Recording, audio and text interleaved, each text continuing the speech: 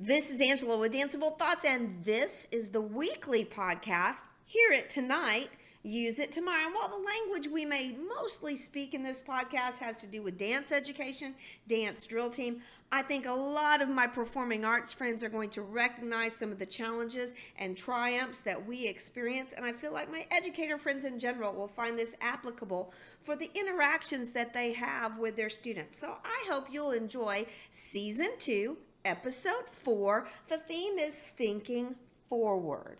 But before I think too far forward, I'd love to take a moment to recognize my friends who had celebrated this weekend the 60th anniversary of the Texas State University Strutters. There in San Marcos, they gathered over the 60-year span. They've only had three directors. They gathered, they had a gala, they celebrated, and while I was not a strutter, I consider that I have DTDNA, Drill Team DNA, that was passed down from that organization to me. That phrase, DTDNA, I actually coined it. Back in the spring, I was watching stuff on social media, and I saw a post about Showtime International and throw back to one of their very first camps that they ever had for officers. And I realized as my time as a Conroe Golden Girl, I attended a Showtime camp. And while I didn't know Beverly back then, of course, I was just a lowly little officer there at camp. I realized that now my friend Beverly has influenced me in many ways, as has my high school director, Diane Watson-Kane. While we didn't cross paths again for many, many years, I realized in the 30 years of my career that I have a lot of things in my solid foundation of teaching that came to me from my time with her. And I'm pretty sure she would probably say that those ideas came from her time as a Texas State strutter. So isn't it amazing when you think about right now, and the world is really caught up in all these DNA tests and finding these things out, your heritage, your ancestry. I think that any of us in the education community could probably think about this and think about the teachers who are influential in our lives. And as you are thinking about what was the best practices of those folks, I hope you'll think that forward and think about how would I bring that practice, that policy, that way of teaching forward to the students we have today. You know, I can't say it enough. Everything old is new again. Just look around and see what you are hearing in the way they want students to teach. We got so crazy about the digital world, and suddenly we want them to put the phones down and start speaking to each other. I know that's a passion for me. That's why I work so hard as in my the entrepreneurial role with Danceable Thoughts, creating lesson plans, creating games where the students are going to put down the digital. I always include something because I do understand the importance of the technology in the classroom, but put down the digital and really work on that interaction that the students need to have and being able to talk to each other, which kind of leads me to my next thought. I did a little bit of research. So I started going through all the different school districts that I'm pretty familiar with, and I was looking for their mission statement, their tagline, their branding. And without calling too many names, I just think I'm going to rattle this list off. So we're going to learn, empower, achieve, we're going to dream, we're going to be the legacy, we're going to enrich, dreams become reality, become the intangible. We value the intangible. We think about inspiring, equipping, and imagining. We want to discover and create. We are whatever school district. We prepare, perform, we produce. All means all. You know, lifelong learners. It's really magnificent to look at these words and these verbs and say to ourselves, yes, that's what we're doing. And what I really love about us, and this is to all of my performing arts friends, is that we get this. We work from this mindset that we are creating, that we are skilling and drilling. Oh yeah, we've got skills to teach, and we're going to drill them to get to a degree of perfection that we hope they can eventually use in some capacity. You know, that learn it, do it cycle, achieve it. Then I think about how we try to develop, shall we say, the artist eye, the artist ear. We want them to appreciate what they are seeing, what they are reading, what they are taking in when they watch a performance. And then we talk to them constantly about their personal growth. You're starting here. It doesn't matter how great or how small your skill set is, that wherever you are, when we see you now in September, we want that to widen, broaden, deepen those knowledge areas as you progress across the school year. That we in the performing arts very seldom ever let anyone stay at, as I call it, beauty base zero. You come to me lovely and beautifully and fearfully made, and that is wonderful, but I'm going to teach you to point your toes. I'm going to really keep encouraging you to try a little bit harder, to engage that core, to pull those shoulders back, to perform with a little more energy, to be outside of yourself a little bit more, to interact, to show emotion. Sounds a lot like performing arts, right? Well, you would be very surprised to find out that our friends in the academic realm, they are striving for that again with our students. I guess I shouldn't say you're surprised, because I know that many of my friends also have crisscrossed over into the academic areas. I think it's a renaissance in a sense, that there's that rebirth of, let's create a well-rounded student. Let's don't teach the subject. Let's teach the student, and let the student interact with the material. Oh, yeah. That's exactly what we do in the performing arts. We're going to give you material, and then you're going to learn it. Again, there's no problem with skill and drill. It doesn't matter whether it's the multiplication tables that you need to memorize, it's conjugating verbs, it's subject-verb agreement. We teach process, just like our science buddies teach process. We teach safety like our science buddies teach those processes. We are very much the same, and I'm so happy to realize that when I'm talking to you about all of these learn, empower, achieve, those things were not just the verbiage from the fine arts or the performing arts pages.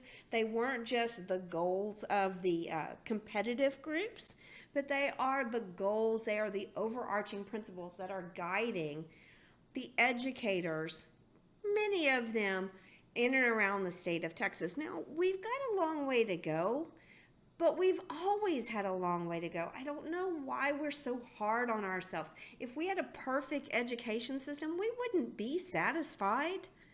We'd want to do more. Just think about it. Think about it in the most simple terms I can pop in your head. I'm going to use the visual of what we think of as Olympic greatness. When I was a young viewer of the Olympics, it was remarkable that Nadia Comaneci, she got a perfect 10. What she does now is what she did then is now beautiful and lovely and still a very high level of achievement. But they have gone so much further. It might conjugate my verbs right, use my correct words. They've gone so much further than where she was. Now, I was thinking about our incredible gymnast, Simone Biles, who does all these amazing things and is landing skills that have never been done in competition. And apparently, if you do something 3 times, you get to name it after, that skill gets named after you, which made me laugh, because in my world, if you do something twice, it's a tradition. Everybody in drill team knows that line. It's almost a nightmare how universal. We did it last year and the year before, so we got to do it again. Well, as much as we joke about that, go back to that DTDNA. If we didn't do these things over and over again, we would not have created a standard of excellence that we keep striving for and we keep growing outward from. And we've branched out into so many different things. Where the standard when I was a young competitor was that you did jazz and you did kick, and you maybe did palm, or you did prop, and that was pretty much what you did. And now you think about it, when you look and you see what's going on at competitions, and there's so many different categories, and there are so many dances now that are put on the floor that are almost uncategorizable. That is a big word, because they are such a fusion of so many beautiful things. I find it challenging for all of us, as many of you, as we're talking about thinking forward. You are right now in the beginning of your school year. Whatever program you are associated with, you are getting your first groups ready. They have possibly had their first performances, and you are building towards some achievement, some goal that you have in the future. So let me rattle through these words. We're going to empower, we're going to dream, we're going to enrich, we're going to discover, we're going to create, we're going to produce. See, none of that says do it once and check it off the list. It is an ever cycling process, and that's what I think is so amazing about loving our legacy in dance team and dance drill team, is that a high kick might be a high kick, might be a high kick physically, the action, the flexibility, the strength, but the way it's put together, the music, the choice of combinations, the skill with which our performers do it, just constantly is evolving. And I feel like that's a universal happening with our students. You know, my own son, I talk a lot about him in some of the podcasts. He's now a junior in college, and he's a high achiever.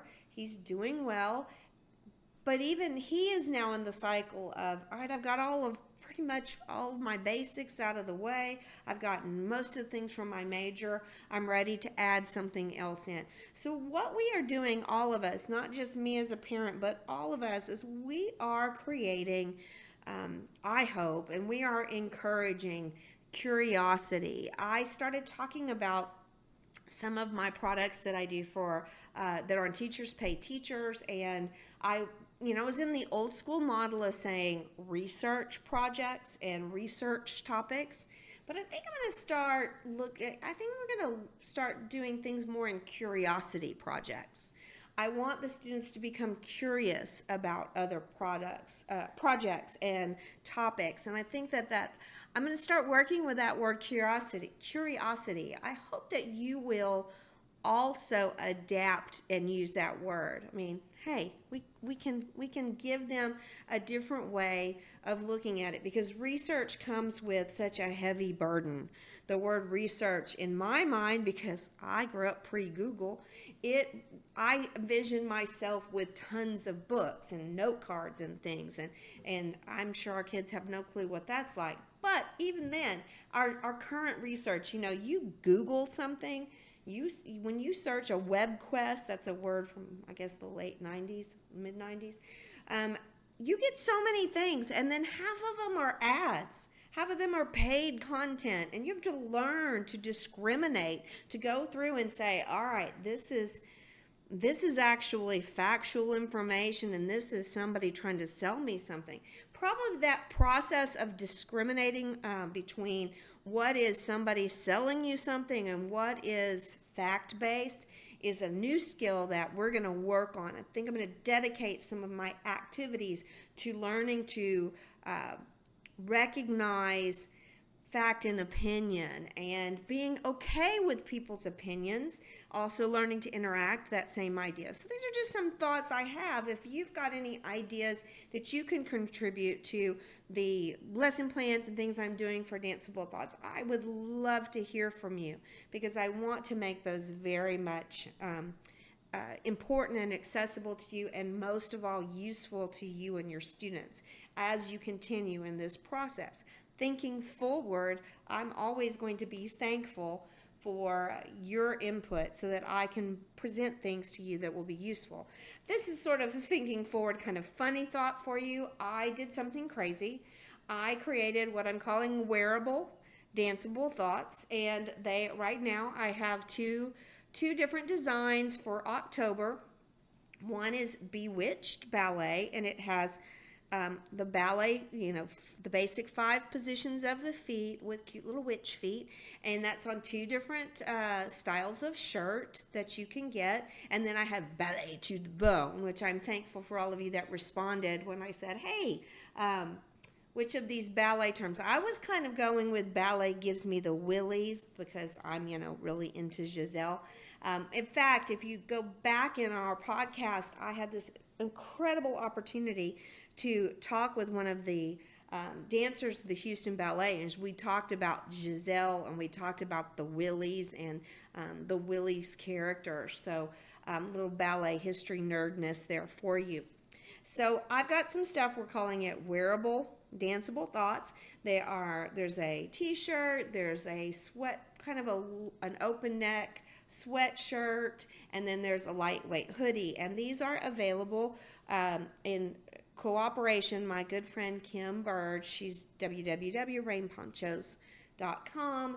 If you go to apparel in her menus and you look for tops, boom, there's Bewitched Ballet. So it was very kind of her to help me with that platform.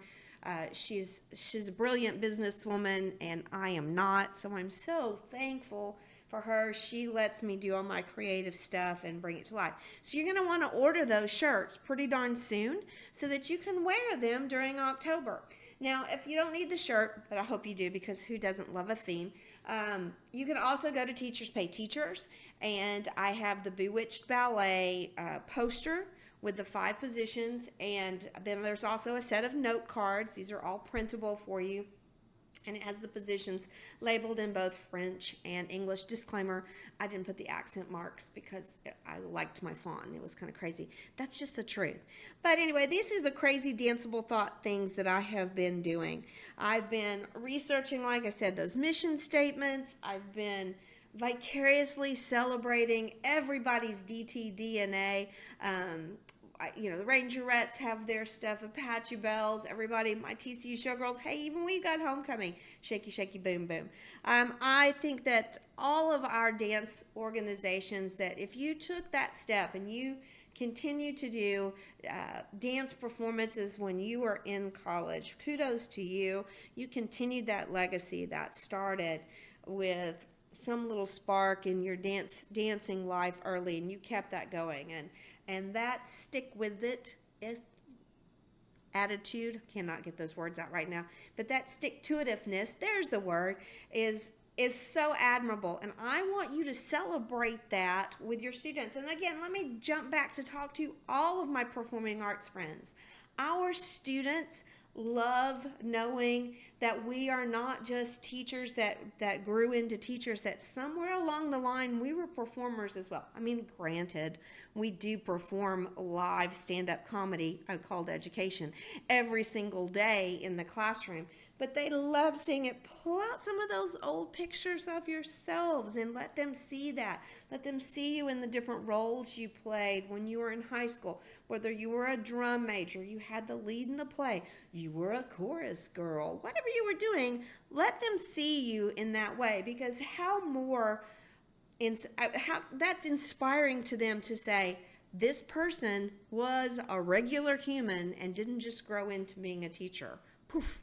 That there were moments of striving, and they need to hear your stories. They need to know your triumphs. They need to know your challenges. I think that human touch that you give to your stories, that real life touch that you put in there that says, I've been there too, means so much to our students. And so as I bring this to our conclusion, I want you to always think about, like I said, that you're thinking forward. We're thinking forward. It's week 4. You're in the groove. Everybody's back to school. You're in the groove. But as you are thinking forward, never forget where you came from yourself and what was formative in your experiences. I have, if you listen to the Morning Rev, one of the things that I spoke about one of the mornings was being notably quotable.